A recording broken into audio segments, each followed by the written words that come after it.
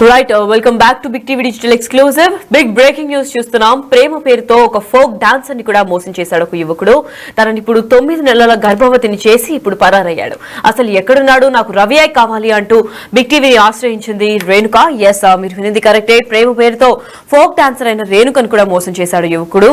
న్యాయం కోసం బిగ్ టీవీని ఆశ్రయించింది ఫోక్ డాన్సర్ రేణుక. మరి పటాన్ చెరువుకు చెందిన తిన పేరు రేణుక. ఆ బిగ్ టీవీ ఎక్స్క్లూజివ్ గా కూడా చూడొచ్చు మీరు. తన ఫోటోస్ అన్ని కూడా తిన ఒక ఫోక్ డాన్సర్ లాగా వర్క్ చేస్తుంది. అలాగే షార్ట్ ఫిల్మ్స్ లో కూడా నటించడం జరిగింది. మరి ఇప్పుడు ఫోక్ డాన్సర్ అయిన రేణుకను కూడా 9 నెలల గర్భవతిని చేసి ఇప్పుడు రవి ఎక్కడున్నాడో ఏంటో కూడా తెలియట్లేదు. మరి పటాన్ చెరువుకి చెందిన రేణుక ఇప్పుడు బిగ్ టీవీని అయితే ప్రస్తుతానికి ఆశ్రయించింది. 3 ఏళ్ల క్రితం ప్రేమ వివాహం చేసుకున్నాడు రవి తినని. ప్రేమ వివాహం చేసుకున్న తర్వాత ఇద్దరికి అటుపక్క రవికి ఇంకా రేణుక కూడా ఇది రెండవ మ్యారేజ్ లాగే తెలిసి చేసుకున్నారు ఇద్దరికిద్దరు కూడా. అంటే రవికి ఇటీవలే ఒక భార్య ఇంకా పిల్లలు ఉన్నారు. అలాగే రేణుక కూడా పెళ్లి చేసుకుంది. ఇది రేణుకకి రెండో పెళ్లి, రవికి కూడా రెండో పెళ్లిగానే భావిస్తున్నారు. కాకపోతే ఇప్పుడు ప్రస్తుతానికి అయితే కొన్ని రోజులుగా రేణుకకు దూరంగా ఉండడంతో రవి పైన అనుమానాలు వ్యక్తం చేస్తోంది రేణుక. రవి తనను ప్రేమ పేరుతో మోసం చేశాడని, న్యాయం చేయాలని రేణుక డిమాండ్ చేస్తోంది. ప్రస్తుతానికైతే తనను చంపేందుకు రవి బంధువులందరూ కూడా ఎగపడుతున్నారని చెప్పింది. మరి ప్లాన్ చేస్తున్నారు అని రేణుక చెప్పడం జరిగింది. అయితే బిగ్ టీవీని ఆశ్రయించి నాకు ఎటువంటి సపోర్ట్ ఇచ్చినా సరిపోతుంది, ఎందుకంటే రవి కొన్ని మంత్స్ నుంచి కూడా రెస్పాండ్ అవ్వట్లేదు. అంతేకాకుండా వాళ్ళ బంధువులందరూ కూడా నన్ను చంపే ప్రయత్నం చేస్తున్నారు, నన్ను కాపాడండి అని బిగ్ టీవీని ఆశ్రయించింది. అలాగే ఫోక్ సాంగ్స్ ఇంకా షార్ట్ ఫిల్మ్స్ లో కూడా నటించింది అని కూడా చెప్పుకుంటూ వచ్చింది. మరి ఎంతగా అంటే చిన్న పెద్ద తెలుగు ఫిల్మ్ ఇండస్ట్రీలో ఉన్న రేణుక, అలాగే షార్ట్ ఫిల్మ్స్ చేస్తూ ఫోక్ డాన్సర్ లాగా ఉన్న రేణుకకి ఇంత అన్యాయం జరిగింది.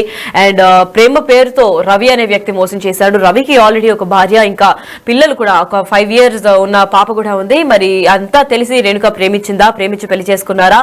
ఇప్పుడు రేణుక కూడా 9 నెలల గర్భవతిగా కూడా చూసుకున్నాము. ఇంకో 5 days లో రేణుక డెలివరీ కూడా ఉంది. ప్రస్తుతానికైతే బిగ్ టీవీని ఆశ్రయించి హెల్ప్ కోరమని కోరింది. అసలు రేణుక ఏమి బాధను వ్యక్తం చేసింది తన మాటల్లోనే విందాం. మా బిగ్ టీవీ ప్రతినిధి కూడా రేణుక దగ్గరికి వెళ్ళి అసలు ఏం జరిగింది కనుక్కునే ప్రయత్నం చేశారు. Over to you Gautami.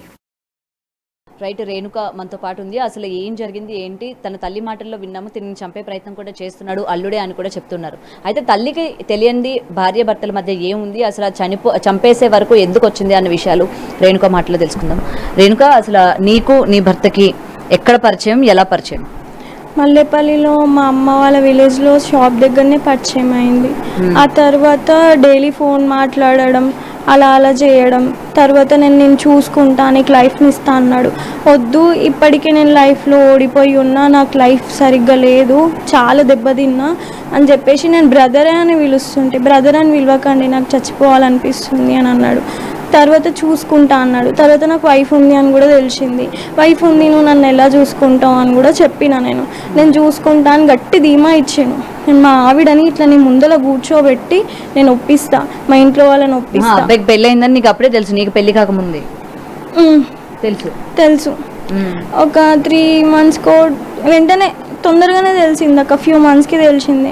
తెలిసినాక చూసుకుంటా అన్న ధీమా అయితే నాకు ఇచ్చినాక నేను మధ్యలో కొన్ని ఇష్యూస్ వచ్చినాయి. మా మధ్యలో వైఫ్ ఉంది కదా, నన్ను చూసుకోలేడేమో, వద్దు అని చెప్పేసి అన్న. నువ్వు లేకపోతే నేను బతకలేనని హ్యాండ్ కట్ చేసుకోవడం, ఈ స్టమక్ పైన ఇప్పటికీ కూడా తనకి ఉన్నాయి, ఇక్కడ ఇట్లా కోసుకోవడం లాంటివి.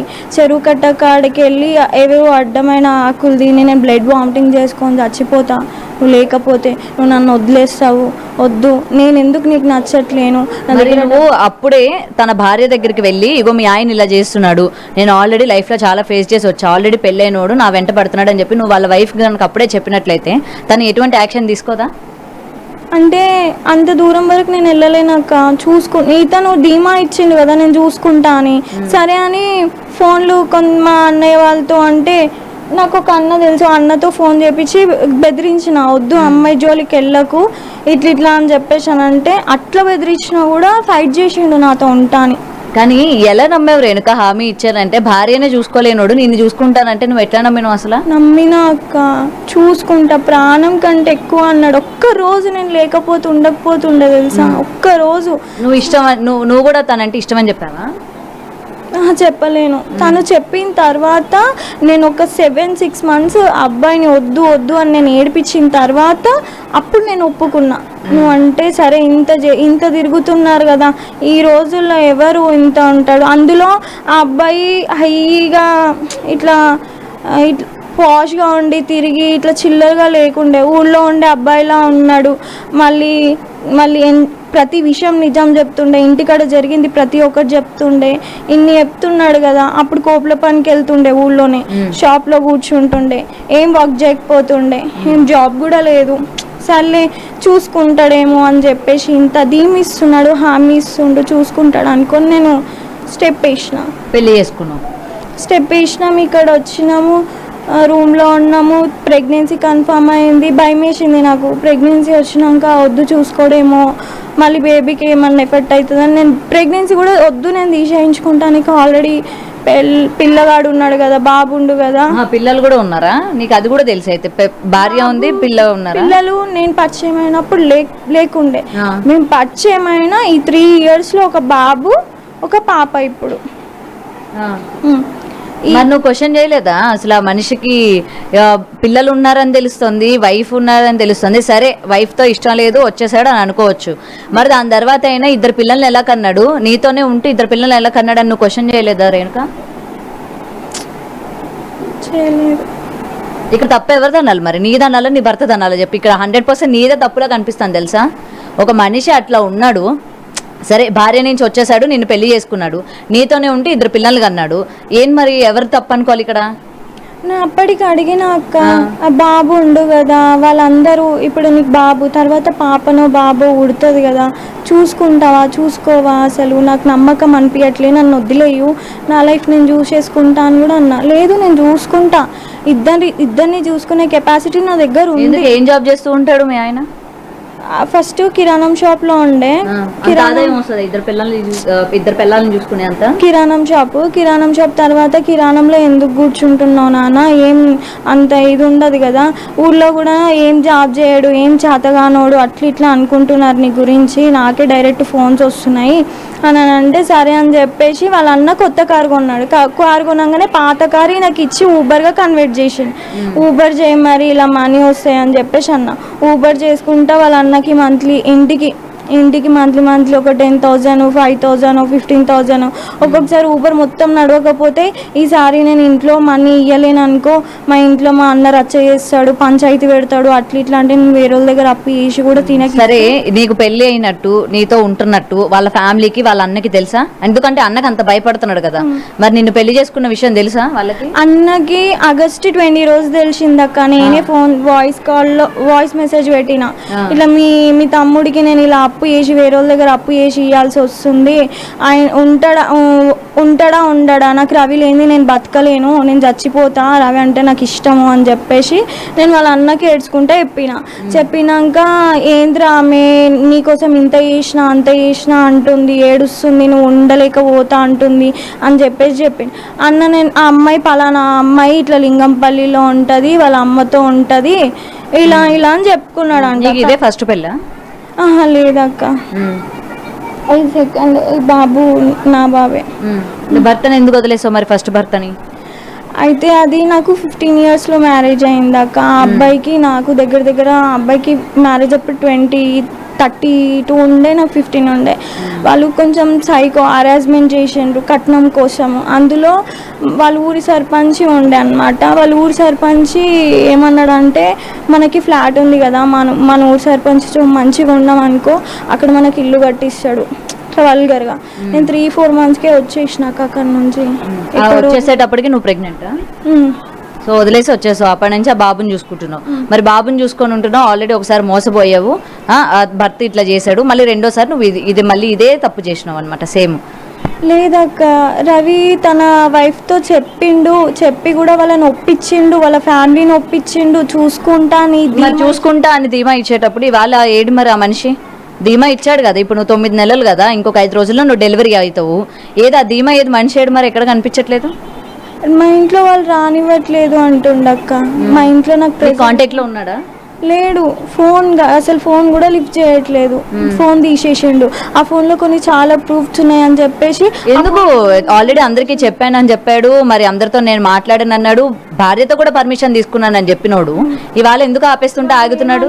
అంట డెలివరీ అయ్యేంత వరకు మీకు టైం ఇస్తాం రా, తర్వాత కూర్చొని మాట్లాడదాము అని అన్నారంట. 1 month లో మీకు ఇంకా ఆమె డెలివరీ కాలేదు, ఇంక అని చెప్పేసి పిలిపించుకున్నారు. వాళ్ళ డాడీకి హెల్త్ బాగాలేదని చెప్పేసి పిలిపించుకున్నారు. అక్కడనే వాళ్ళు ఏం మాట్లాడుకున్నారో అక్కడనే క్లోజ్ చేసేసిండ్రు ఇంకా అబ్బాయిని.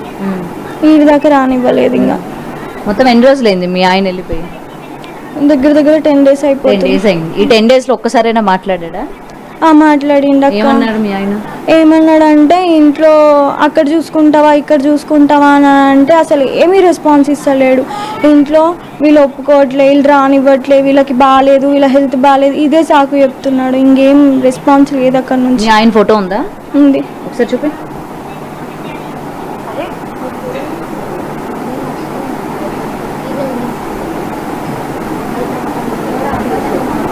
నీకు ఇప్పటికైనా అర్థం కావట్లేదా మీ ఆయన నిన్ను వదిలించుకోవడానికి ఇవన్నీ చేస్తున్నాడని?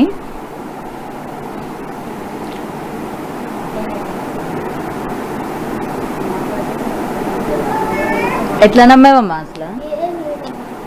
ఇప్పుడు వస్తాడన్న నమ్మకం ఉందా? నీ మీద ప్రేమ నిజంగా ఉందనుకుంటున్నావా? వస్తాడు అనుకుంటున్నావు? ఉంది. వాళ్ళెవరో స్టాప్ చేస్తున్నారు అనుకుంటున్నా. ఎవరు స్టాప్ చేస్తాడు? ఇంత చేసినోడు ఇక్కడ ఆల్రెడీ కాపురం పెట్టి 2.5 ఏళ్ల నుంచి ఇక్కడ ఉన్నోడు వాళ్ళు ఆపినంత మాత్రాన్ని ఆగిపోతాడు అంటే ఎలా నమ్ముతున్నావు నువ్వు? ప్రేమ ఉందక్క. ప్రేమ ఉంటే ఈ 5 రోజుల్లో నువ్వు డెలివరీ అవుతావు, ఇట్లా నిండు చూడాలని ఇట్లా వదిలేసి వెళ్ళిపోతాడా చెప్పు? 15 రోజులు అవుతుంది, నువ్వు ఏం తిన్నావు ఏం చేస్తున్నావు అని ఉంటుందా చెప్పు? పోనీ ఒక్క విషయం లేదు, అసలు ఏం లేవు. మరి అదే ఒక 10 rupees కూడా ఇంట్లో పెట్టి పోలేడు. అయినా సరే మనీ ఇచ్చి చూసుకోకున్నా సరే తోడుగా ఉంటే చాలు. మరి ఏదో తోడేది ఇవాళ ఇంకా ఎలా నమ్ముతున్నావు నువ్వు ఆ మనిషిని? వాళ్ళ ఇంట్లో వాళ్ళు ఫోర్స్ చేసి బంధించిండ్రు అక్క. లేదంటే నీ దగ్గర ప్రూఫ్స్ ఉన్నాయా? బంధించాడన్న ప్రూఫ్స్ ఉన్నాయా? సరే ఆ అబ్బాయి తప్పించుకొని వచ్చే మార్గం లేదంటావా? మరి ఉంటది. మరి రావాలి కదా. మరి ఇక్కడ నా భార్య నన్ను నమ్మొచ్చింది అని చెప్పి ఇట్లా కూడా చెప్పిన. మీ ఇంట్లో ఒక పని మనిషి లాగా అయినా పడి ఉంటా, అన్యాయం చేయకు అని కూడా చెప్పిన. ఎందుకు ఉండాలి? నువ్వు నీ కాళ్ళ మీద నిలబడే ఉన్నావు కదా. నువ్వు నీ కాళ్ళ మీద నువ్వు ఫోక్ సాంగ్స్ చేస్తున్నావు, కవర్ పేజెస్ చేస్తున్నావు, లేకపోతే ఇండస్ట్రీలో ఎవరో ఎలాంటి వాళ్ళో నీకు తెలుసు, అలాంటి దాంట్లో నువ్వు వర్క్ చేస్తున్నావు, నీకు తెలియదు ఆ మాత్రం? ఎందుకు వాళ్ళ ఇంట్లో పని మనిషిలో ఉండాల్సిన అవసరం నీకేంటి? అన్యాయం చేయకు, అట్లనన్నా బడి వస్తా మీ ఇంట్లో, మీ ఆవిడకి సేవలు చేసుకుంటా ఆయన ఉంటా అని కూడా చెప్పిన. ఇలాంటి వాళ్ళు ఉండబట్టి ఇలాంటి వాళ్ళు ఇలా ఉన్నారు. నిజం చెప్తున్నా, ఇలాంటి వాళ్ళు ఉండబట్టే ఇగో ఇలాంటి వాళ్ళు ఇలా చేస్తున్నారు. ఆల్రెడీ పెళ్ళం ఉంది, పిల్లలు ఉన్నారు, అది పెట్టుకొని నిన్ను మళ్ళీ మోసం చేసి పెళ్లి చేసుకున్నాడు. ఇవాళ నువ్వు కడుపుతో ఉన్నావు, నిన్ను వదిలేసిపోయినాడు, మళ్ళీ ప్రేమ ఉందని చెప్తున్నావు నువ్వు. ప్రేమ ఉందక్క, వీళ్ళందరూ చెప్పట్లే అక్క. ఎంత బాగుండే వాళ్ళమో ఇద్దరం. మరి అంత బాగుంటే ఏడి మనిషి ఏడి? ఫోన్ చేయి ఒకసారి, చేయి, ఫోన్ చేయి. ఒక నెంబరే ఉందా మీ ఆయనకి? 2 ఉన్నాయి, 2 switch off. The number you're calling is out of network coverage area. Please try later. ఇంకో నంబర్ కూడా ఉంది, వాళ్ళ వైఫ్ది కూడా ఉంది. వాళ్ళ వైఫ్ ఏమంటుంది? తను రానివ్వట్లేదంట, హెల్త్ బాగాలేదు. నీ వైఫ్కి కాల్ చేయ ఒకసారి, వాళ్ళ వైఫ్కి కాల్ చేయ ఒకసారి. మీరు డయల్ చేస్తున్న నంబర్ ప్రస్తుతం బిజీగా ఉంది, దయచేసి తరువాత ప్రయత్నించండి. తెలుసా నువ్వు ఇప్పుడు ప్రెగ్నెంట్ అని తెలుసా వాళ్ళ వైఫ్కి? ఇంట్లో అందరికీ తెలుసు, వాళ్ళ డాడీకి, వాళ్ళ అక్కకి, వాళ్ళ అక్క వాళ్ళ హస్బెండ్స్కి, ఆ చిన్న చిన్న పిల్లల కాడికి వెళ్ళి తెలుసు, కోడళ్ళ కాడికి వెళ్ళి తెలుసు, వాళ్ళ ఊళ్ళో అందరికీ తెలుసు. మరి నెక్స్ట్ స్టెప్ అయింది, మరి పోలీసులు కంప్లైంట్ ఇచ్చినావా? పిఎస్లో ఇక్కడ పటాన్చేరులో ఇచ్చిన. పోలీసులు ఆ అబ్బాయి స్విచ్ ఆఫ్ చేసుకొని పరారీలో ఉన్నప్పుడు ఏం చేస్తామమ్మా దొరకట్లేడు అని అన్నాడు, కానీ ఇంట్లోనే ఉన్నాడు అని మాకు రీసెంట్గా తెలిసింది. మరి ఇంటికి తీసుకొని వెళ్ళాల్సింది కదా, పోలీసులు రమ్మని అడగలేదా నువ్వు నాతో రండి అని చెప్పి? నేను ఏం అడగలే, మీరు పిఎస్ దాకా స్టెప్ తీసుకోకండి అని చెప్పేసి వాళ్ళతో, వాళ్ళ ఊరి వాళ్ళు అక్కడ వాళ్ళు. నువ్వు పిఎస్కి వెళ్తున్నావని ఎలా తెలుసు మీ ఆయనకి? నేనే చెప్పిన, నేను వెళ్తా ఆయన చెప్పు. అదే అందరికి నువ్వు ఇన్ఫర్మేషన్ ఇచ్చి పో, సరేనా? అంటే నువ్వు నేను ఇట్లా పిఎస్లో కంప్లైంట్ చేయడానికి వెళ్తున్నా, నువ్వు పారిపో లేకపోతే దొరకకుండా ఉండు అని నువ్వే లీడ్ ఇచ్చి మరీ చేస్తున్నట్టు ఉంది ఇది. అయితే పిఎస్కి కూడా వెళ్ళినాం అక్క. వెళ్తే అబ్బాయి తప్పు చేసిండు, మీ అంటే వాళ్ళు వెళ్ళిండ్రంట, మీ ఓడే తప్పు చేసిండు. ఇప్పుడు వైఫ్ ఉండగా ఈ అమ్మాయి జోలికి వెళ్ళడం తప్పు. ఇద్దరు గోయిలో దిగినప్పుడు ఇద్దరిని చూసుకోవాలి. మీ ఓడే తప్పు చేసిండు, ఆ అమ్మాయి వచ్చి కేసు పెడితే అబ్బాయి లోపలికి వెళ్ళిపోతాడు అని చెప్పిండ్రంట.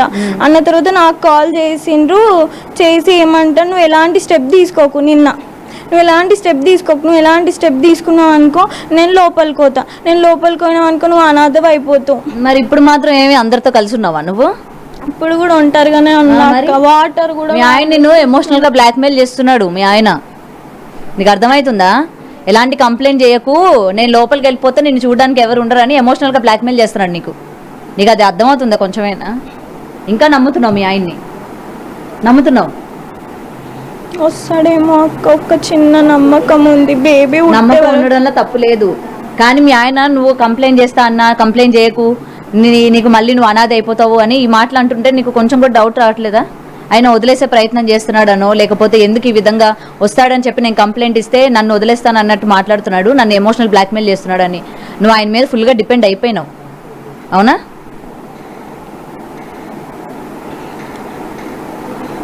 ఏదో ఒకటి చేసి కనీసం ఈ బేబీ డెలివరీ అయిందాక నన్ను రమ్మనండి అక్క. నాకేం అర్థం కావట్లేదు. కనీసం ఇంట్లో తినడానికి ఫుడ్ కూడా లేదు.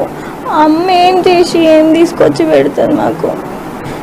మీ అమ్మ ఉందిగా, రూమ్ రెంట్ కట్టమను. మీ అమ్మ ఉందిగా, వాటర్ తెమ్మని కిందికి వెళ్ళి వాటర్ ఎట్లా తీసుకొస్తాను మా అమ్మ? డెలివరీ టైంకి వస్తే సైన్ పెడతా, ఆ సైన్ కూడా బెటర్ అక్క. పెట్టినా కూడా అక్కడిక్కడ తారుమారు చేసేస్తా. నీకు అవసరం ఇలాంటి భర్త? నార్మల్గా అడుగుతున్నాను నేను. బేబీకి తండ్రి కావాలి కదా అక్క.